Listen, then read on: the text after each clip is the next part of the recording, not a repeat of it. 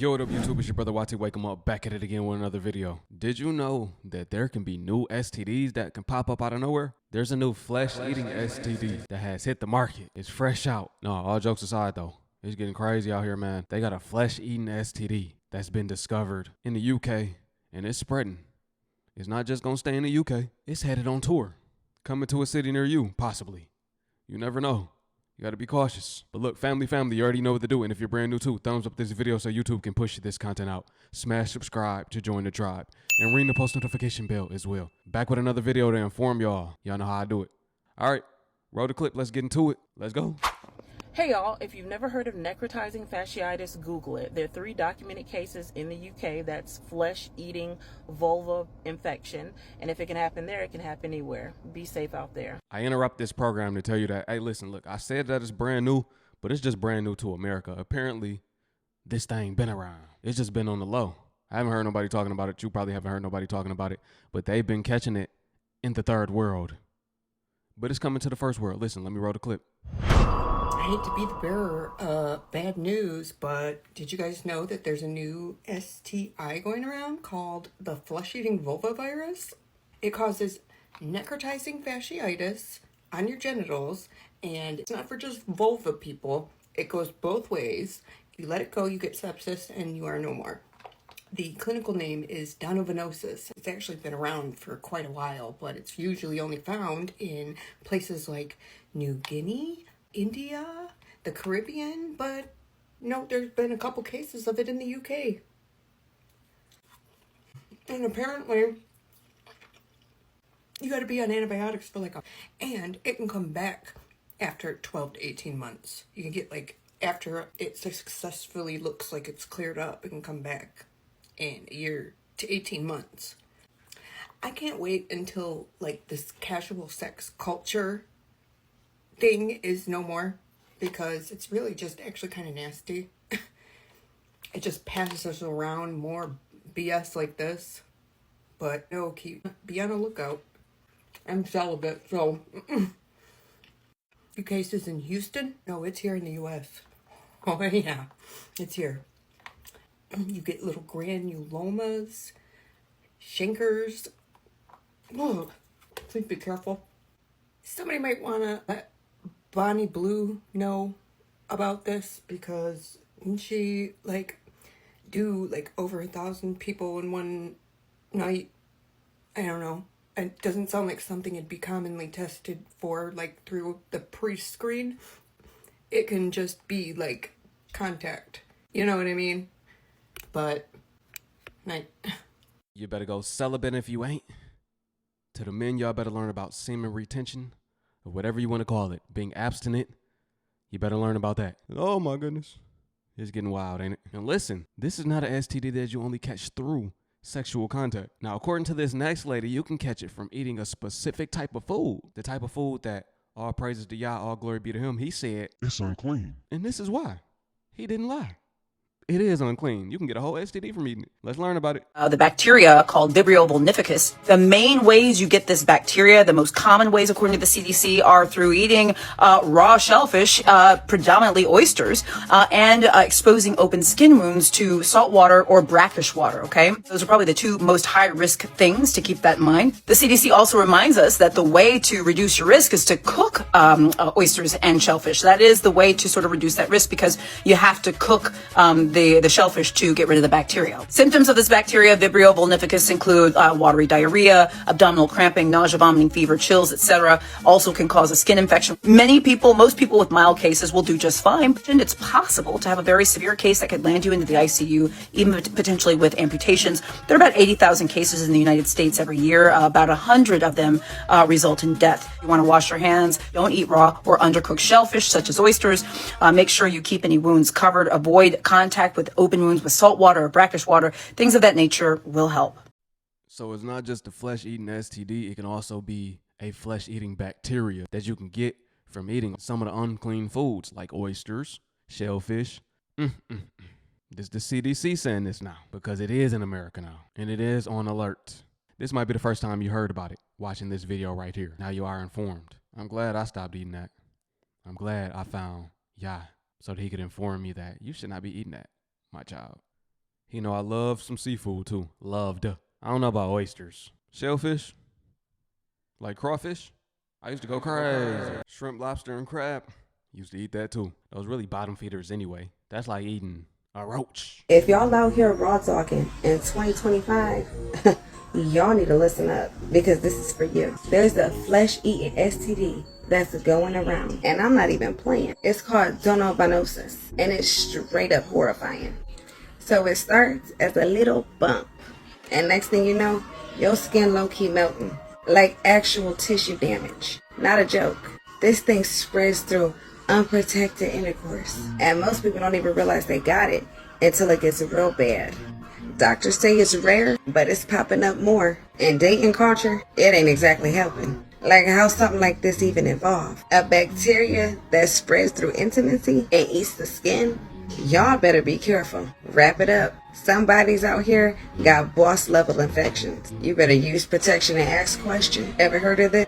I never heard of this until today. Let's talk. Comments wide open. And tag your reckless friends. Talk about the new flesh-eating vulva virus that is going around that literally causes sepsis and necrosis of your genitalia. Now, this next story, this woman right here realized something strange was going on with her body. So she called her boyfriend in there. She asked him, "Do you see anything on my body, like some marks?" He said, "Yeah, I see 2 of them." This is a graphic one. We talking about the smell of flesh. Man, that smell nasty. She smelled all of that. She's been going through it. She's about to tell her story. I'm not going to tell it for her. But y'all, be prepared to learn about this flesh-eating bacteria. Y'all remember, before we get into it, y'all remember OG Mako? He had something like that too. So it's starting to make sense. This flesh-eating bacteria is out here. I remember he lost his eye due to his. And as of recent, he ended up unaliving himself. Now, this is not about OG Mako. This one is about this lady and her story. Let her tell it. Okay, so I had my baby June 21st. I was discharged on that Sunday, which would be June 23rd. Noticed a little bump under my breast, whatever. Didn't think too much of it. Just thought it was like a clog in the lip.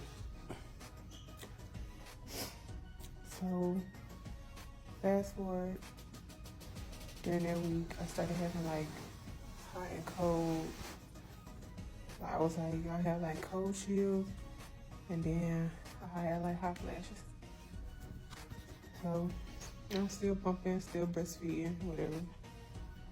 And I'm still able to get milk out of my right breast. So, fast forward, my family come down the same week. I'm still having the hot and the cold, chills and sweats. My boob is hurting, but it doesn't hurt that bad. I went and got a haka, so with the haka, I was able to release like the milk that was backing up while I was, out with my family or whatever. So I was still able to get milk. So they leave, and then it's just one day, like, I decide, okay, girl, you can't deal with this pain no more. Like, you gotta go to the hospital. And me, I have to be really in pain or really sick to go to the hospital. Like, I'd rather go to like a regular physician or like an urgent care. So I came to the hospital. On Wednesday. Wednesday was the 3rd of July. And I'm telling them I think I got mastitis because my boob was really hard underneath. So they take hella blood. They hooked me up to IV. Okay, so after they drew my blood the first time, they did the blood cultures to see what kind of bacteria it is in my body or infection in my body, to see what type of antibiotic they didn't give me. So after that, they seen that my potassium and my magnesium was low. So they coming back like every 6 hours to take blood cultures and tubes to see how far my potassium has risen. So I came in on Wednesday. They let me go home on Thursday. I had to come back Friday because I wasn't having no relief. And at this point, I had already had like 6 rounds of the antibiotic while in the hospital. And from what I had took at home, so it's probably like 8 rounds of antibiotics. So I wasn't having no relief. They keep asking me, oh, why are you letting the baby nurse off your right side? I'm like, I can't. Like, he's not getting no milk. So whatever milk I have in the freezer, that's what I'm giving to him, cause in a bottle, because he's not getting full of my breast. Even though it's milk in there, he's not able to get it. So I come back on Friday, and they do a ultrasound of my breast to see if it's just milk blockage or if it's abscess or whatever. So then, after the ultrasound, they come in and do the milk cultures. And they decide they want to hand express my breast, which is already swollen, irritated, hot to the touch, all that. So, the first nurse, she's like, okay, let me see if I can find a pump. So they come back with a pump. She come back with another nurse, one of the older nurses, the supervisor, right? They start squeezing my boob, and it's already hurting, like squeezing it to death. Then they tell me I have to follow up with my doctor Monday to see if I can get an appointment for Tuesday or Wednesday for him to look at the milk cultures. So once I get home, I lift my breast up, like roll it over in the mirror, and I notice like it's like bruised, like really, really bad, like underneath. So I'm like, dang. So I just go on by my business, and then I'm sitting in a chair, and I start to feel like my skin is bubbling up. So my boyfriend come look at it. He like, yeah, like you got like 2 of them. One is up here at the top, and then one is down here at the bottom. Okay. So I'm trying to breastfeed my baby in the middle of the night. I try to put him on the right one. He not getting no milk. So I put him on the left side. He getting enough. But I still gonna make him a bottle, you know? Because it wasn't enough to just like fill him up. So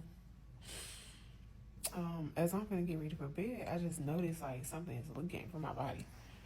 So, you know, I just wrap it up, and I made like a little something to hold my boob up. And I go to bed, and I'm smelling that smell. I'm like, bro, what is that? Like, is it coming out of my skin? Like, is it from me bleeding? Like, what is this smell? Couldn't figure out what the smell was. So I get up and go use the bathroom, and I feel the little wrap that I did is soaking wet. So I'm sitting down. I take the wrap off. Blood just go flying everywhere, all over the floor. So I'm like, why is it bleeding like this? And I get up, stand in the mirror, look at my breast. I have an open wound on my breast from where that skin started to bubble up. So of course I'm emotional now, like, cause I'm gonna have to stop breastfeeding my baby, like, at 2 weeks old. This is not what I wanted to do. But I'd rather have my health, you know? So, I go to my boyfriend, I'm like crying. Like, cause I hate being in pain. Like, I hate being in the hospitals. I hate any of this. Now that I have an open wound on my body, and I've been here 3 times in 1 week, and I'm just you know, I don't like all that. Yeah, I'm back at the hospital with an open wound underneath my breast. And it's leaking pus. So hopefully, I'm not leaving here till this is all healed up. So I don't know what to tell him. I'm sick of it though. 20-year-old left close to DEATH after procedure in Turkey. So this one is about a procedure. She got a procedure in Turkey that resulted in her contracting a flesh-eating bacteria as well. This week, we've brought you some of the harrowing stories of women who have travelled to Turkey in search of cut-price cosmetic surgery. Their shocking stories of botched procedures have shown the dark side of the industry. After watching our coverage, we were contacted by Isabella. Aged just 20, she flew to Turkey in secret for a so-called mummy makeover. Low on confidence, she thought the surgeries could help her achieve the perfect look she'd seen on social media. Instead, an already vulnerable woman was left close to death after contracting a flesh-eating bacterial infection. And a warning that Geraint Vincent's report contains details that some viewers may find distressing. I feel like no one's born hating themselves. I feel like it's a thing you develop over time after experiences and constantly being exposed to these images of how you should look. For a long time, Isabella Crawford thought that she didn't look good enough, that she wasn't pretty enough. I went to Turkey to try fix how I felt. It wasn't necessarily about an image I was trying to achieve. I just felt so bad inside, and I thought going somewhere like that would make us happy, because on social media that's what they tell you. And we hear this time after time. People want to be like the social media influencers, but the social media influencers don't even look like that for real. A lot of times they use Photoshop. A lot of times it's injections. A lot of times it's filters. In person, they look nothing like that. You wouldn't even recognize them. But then there are people that think that they actually look like that, and they get insecure about how they look, and then they go to these third world countries to get reduced price surgeries. In Turkey, we hear about Turkey a lot. We hear about Colombia a lot. For one, if you can't afford it in America and you got to go elsewhere, you already know you shouldn't be doing it. You shouldn't be doing it in the first place.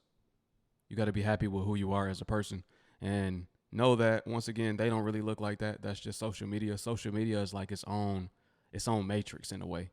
It's its own little world. Once you log in that app, it's 99% fake. I couldn't see another way out of feeling how I felt apart from ending my own life. And I thought that the option to go to Turkey and be able to physically change how I feel was the better option. Isabella followed influencers on her social media feeds who were promoting trips to Turkey for cosmetic surgery. She contacted directly one apparently very popular surgeon. His assistant asked her to send them a picture of her body. So I sent that image over, and he recommended quite a bit of surgery for a 20-year-old girl to receive. But at the time I just thought, he knows what he's doing. Everyone seems to be going to him, and he just knows best. I was just really naive and trusted him. And what he recommended I get was a mummy makeover, even though I have no kids and I'm only 20 years old. Man, what? Red flag number one? I got a 280 tummy tuck. I got a breast uplift. I got 360 lipo, and I got a Brazilian butt lift. Man. And he never mentioned how long the surgery would take. He just said, that is the best surgery for my body. That was the best surgery for his pockets. He got her getting all of those different surgeries. He saw her as a lick. That was a cash grab for sure. When Isabella landed in Turkey, the clinic had laid on a limo to pick her up from the airport. It was the first and only time on the trip that she felt looked after. So I go to sleep, I get woken up to my surgeon. That's the first time I ever met the surgeon.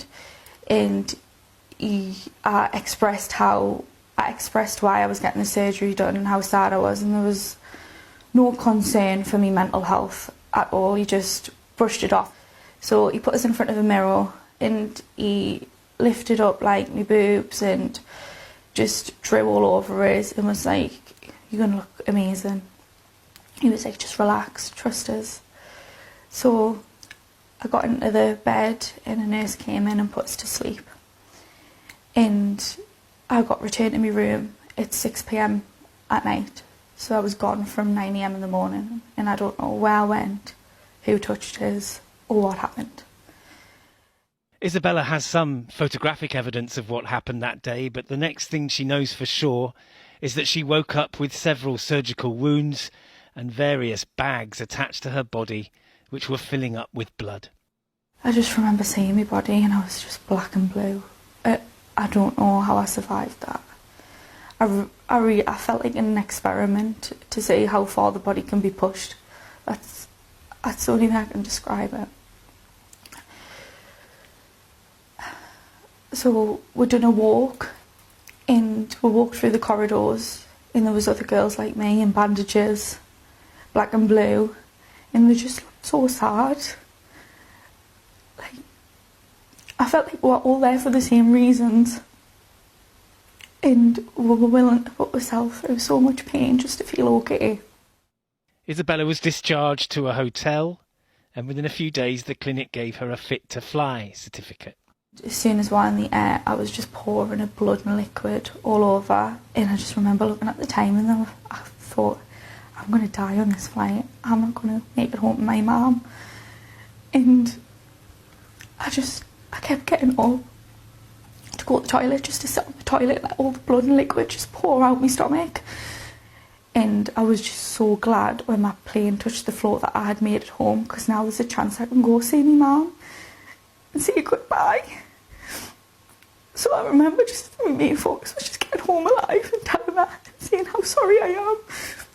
And I remember knocking on the door and she opened the door and she was just horrified. She was like, what's happened? And I explained to her what I'd done. And she took us upstairs and she stripped us off naked, got all the blood and the bodily fluids off us. And she was like, we need to ring for help. They rang 999, and as well as being in fear for her life, Isabella felt sorry for having to seek the help of the NHS. And the girls that came, there were 2 young paramedics, and I think they knew to do something like that to myself. I was in a lot of pain to go through that, and they were just so nice. They were like, don't be embarrassed, don't worry, people make mistakes, we're going to fix you, we're not going to let you die. And they got scans, swabs, everything they could do to find out what was wrong with us. It came back that I had a flesh-eating bacterial bug that they had never seen before. I had fat necrosis and I had severe openings of the wounds. Man. And the whole nurses on the ward just couldn't believe anyone would perform that amount of surgery at once, never mind on a 20-year-old girl. That's what I'm thinking. He did all of those at one time. He didn't waste no time. He didn't say, come back for another one. I'm going to do this one first, then I need you to come back. Nah, he just was money hungry. He just wanted to get paid. So let me perform every single one. She agreed to it, and that was his thing. He knew she was young, naive. Cash grab, like I said, that was a cash grab. So to begin with, I'm prepping the skin with some moisturiser. Isabella is a professional makeup artist, and she has since returned to her work, much of which takes place on social media. But her attitude to those channels is very different now, and she's leading a campaign to make it illegal for social media influencers to promote cosmetic surgery. These influencers will not take responsibility for what they have caused, as they are happy receiving the free treatments they get. And for some reason, their surgeries never seem to go wrong. It's all rainbows and daisies on Facebook and Instagram. Please don't fall for it. There's so much more to life than being beautiful. There's so much more. It's not worth dying. I'm really upset. It's just, you don't realise how much pain you're going to endure over there. And there's just more to life than being pretty. It's so distressing there for Isabella, and it's important to say that she got in touch with us to tell her story. It's the first time she's spoken about it because she wants to warn others, doesn't she? Yeah, what happened to her is, in many ways, a textbook example of how things should not be done. And there's so many things, Lou, but starting with that appalling situation that she described where a man is looking at a photograph of her body and telling her what she needs to have done, that is no basis for plastic surgery to go ahead. Reputable clinics don't book you in for an operation on the basis of a photograph.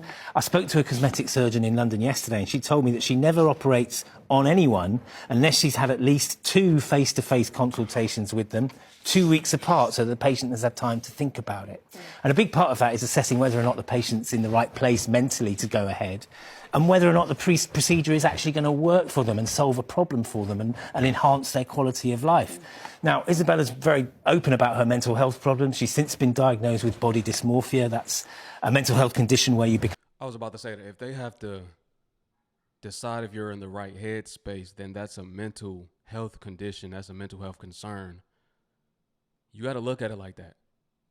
These people that want to transform their body, that's a mental health thing. Your head is not on right. Now, you could be going through something. At that time, your head might not be on right, so they got to call you back in weeks later to be like, look, are you sure you want to do this?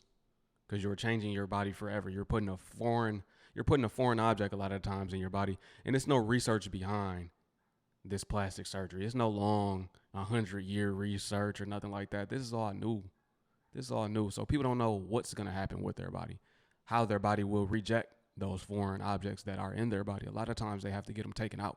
So you just wasted money and time and essentially made your health worse. It's not worth it.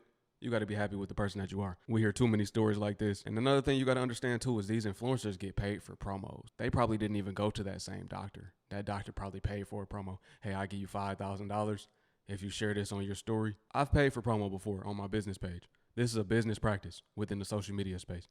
You tell them the caption. You tell them what post to put up. You give them the whole nine. You give them everything. They don't come up with it themselves. This is what people have to understand too. The influencer space is a janky business. I've seen people pay for UGC, user-generated content, and that person didn't even use that product or that service for real. They just paid them to say they did. Drop a comment below, family. Let me know what you think about this one. I never advocate for plastic surgery, ever. Ever. Y'all won't ever hear me advocate for that. I don't even like that, you know. A lot of guys don't like that for real. There are some that do. They don't really care, but y'all got to know, guys don't really like that. And there's no research behind it, so I just say it's not really worth it. In 20 years, what will happen? Or what if you can't go back to the same doctor that did that procedure? Then what? What if they perish? Then another doctor has to come on top of their work and try to figure out what's wrong. You see what I'm saying? Like, it's just too many health concerns, too many health problems you can get from it. We always hear these stories. Thankfully, nothing happened to her. She's still alive to tell her story. Drop a comment below, family. Let me know. Appreciate you. Peace. And to my Hebrew family, shalom.